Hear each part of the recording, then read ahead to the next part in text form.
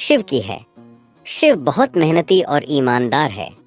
उसका जीवन बहुत साधारण है, लेकिन वह खुश रहता है। उसकी एक छोटी सी जमीन है जिस पर वह मेहनत करके फसल उगाता है। आम बहुत पसंद था। वह दिन रात खेतों में काम करता और फसल उगाने के लिए हमेशा नए तरीके अपनाने की कोशिश करता। एक दिन गांव में एक भयंकर तूफान आ गया। तेज हवाओं और मूसलाधार बारिश ने शिव की फसल को पूरी तरह से बर्बाद कर दिया। उसकी मेहनत का सारा फल पानी में बह गया। शिव के पास कोई रास्ता नहीं बचा था। अब मुझे क्या करना चाहिए? मेरी सारी मेहनत एक पल में बर्बाद हो गई। अगर फसल नहीं आई तो परिवार का पेट कैसे चलेगा?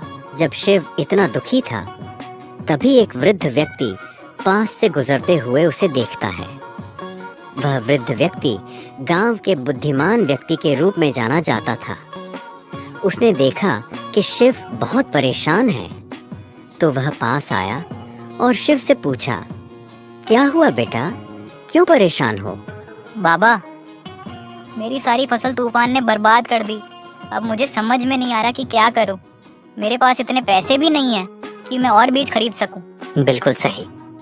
पर बेटा, अगर तुम सिर्फ यही सोचते रहोगे तो कुछ नहीं होगा। मैं तुम्हें एक तरीका बताता हूँ, अगर तुम चाहो तो इसे अपना कर देखो। वृद्ध व्यक्ति ने शिव को एक दिलचस्प योजना बताई। उसने कहा, तुम्हारे पास बीजों की कमी नहीं है, तुम्हारे पास समय है, और सबसे बड़ी बात, तुम्हारे पास अनुभव है। अगर तुम अपनी मेहनत को थोड़ा और समझदारी से लगाओ तो तुम फिर से सब कुछ पा सकते हो। तुम्हें 3 बातों का ध्यान रखना होगा। सबसे पहली बात, तुम अपने बीजों को बचा कर रखो और केवल उन बीजों को इस्तेमाल करो जो तुम्हारे पास पहले से हैं। दूसरी बात, फसल लगाने के बाद तुम खेतों की अच्छे से देखभाल करो और उन्हें नुकसान से बचाने के लिए जड़ी बूटियां और प्राकृतिक उपाय अपनाओ।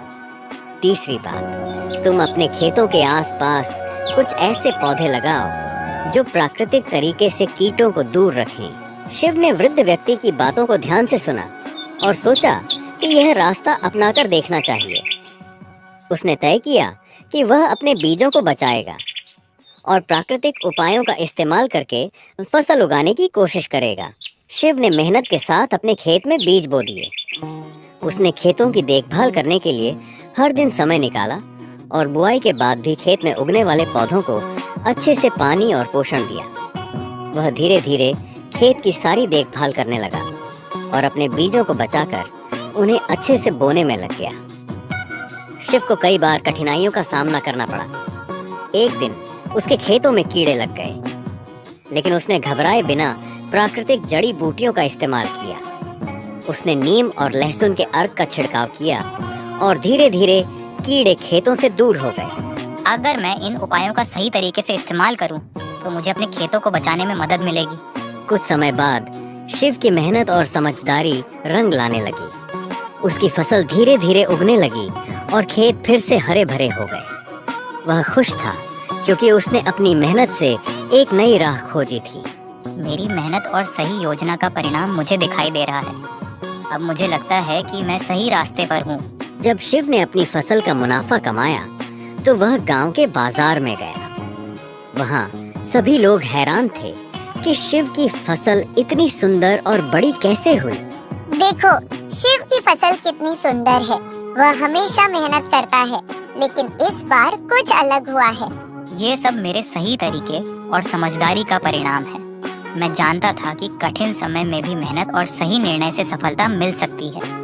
दोस्तों, इस कहानी से हमें यह सीखने को मिलता है कि जब हम अपनी मेहनत को सही दिशा में लगाते हैं तो मुश्किलें भी हल हो सकती हैं। शिव ने साबित कर दिया कि कठिनाई के बावजूद सही रास्ता और योजना से किसी भी समस्या का समाधान निकाला जा सकता है। अब मुझे समझ में आ गया कि अगर मेहनत के साथ समझदारी भी हो तो हम कोई भी मुश्किल पार कर सकते हैं। अगर आपको यह कहानी पसंद आई हो तो हमारे चैनल को सब्सक्राइब जरूर करें और अगली बार फिर मिलेंगे एक नई कहानी के साथ।